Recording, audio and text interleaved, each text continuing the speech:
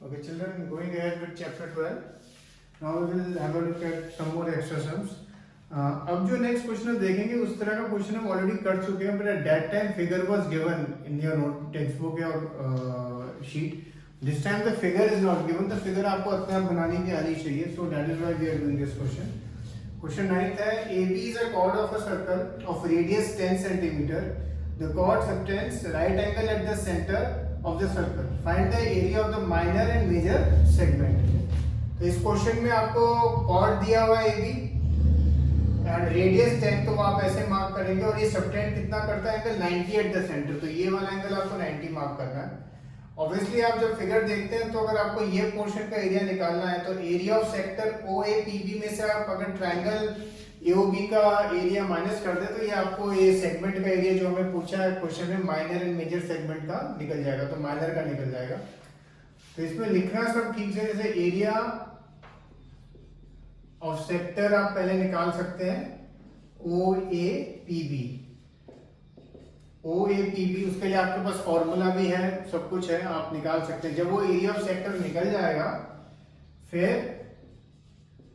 जो minor segment APB का आप एरिया निकालेंगे तो जो सेक्टर का एरिया आपने निकाला है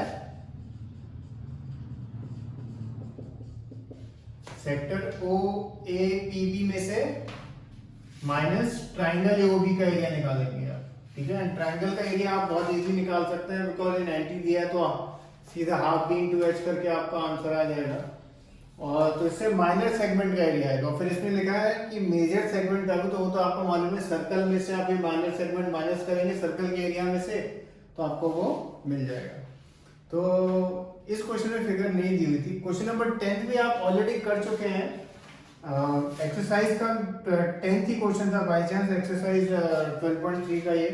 बट अगेन उसमें फिगर गिवन थी, इसमें फिगर गिवन नहीं है.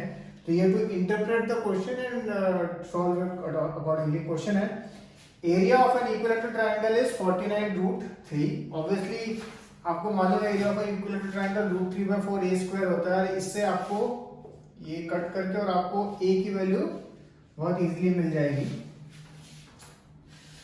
Taking each angular point as center, circles are drawn with the radius equal to half the side of the triangle. तो ये बेसिकली वो ही जो मैंने अभी बोला क्वेश्चन 10.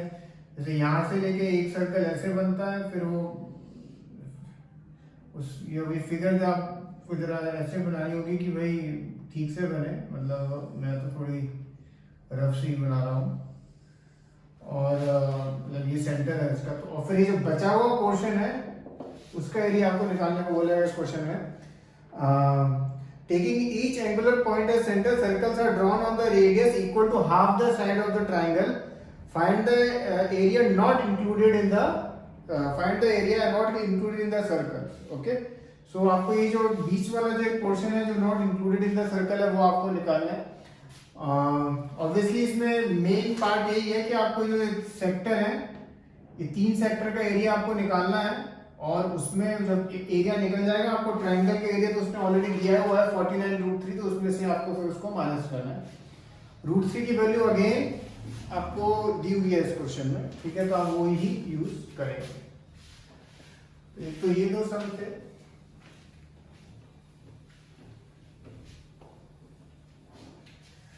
तो जो एक सेकंड शीट में भेजा है मैंने, फर्स्ट क्वेश्चन है.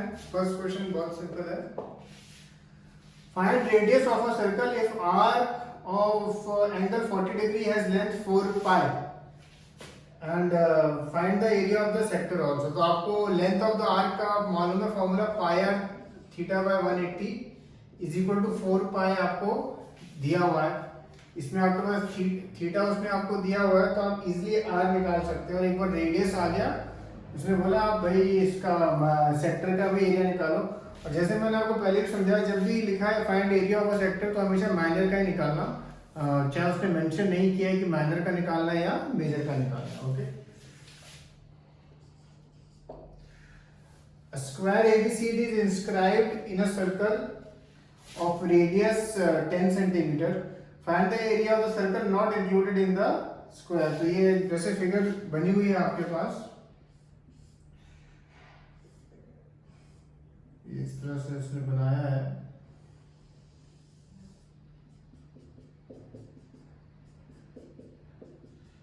इसमें ये आप अपना ओ सेंटर मार्क कर लीजिए।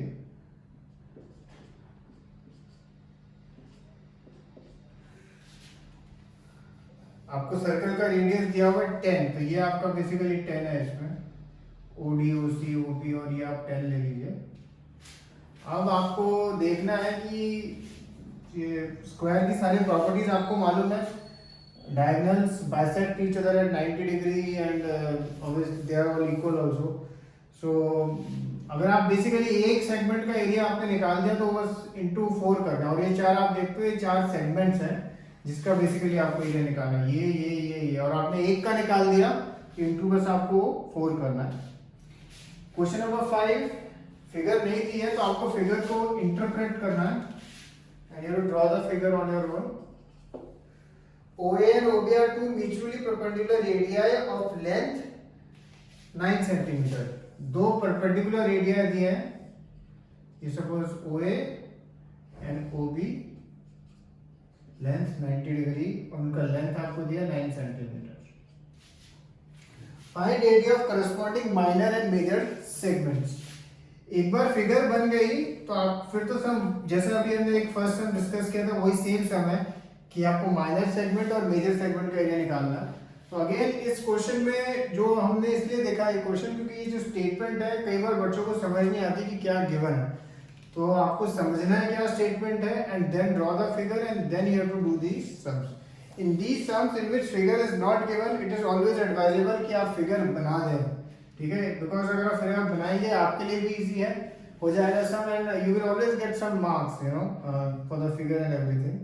सो ड्रॉ द फिगर। फिर एक क्वेश्चन 6 करते हैं।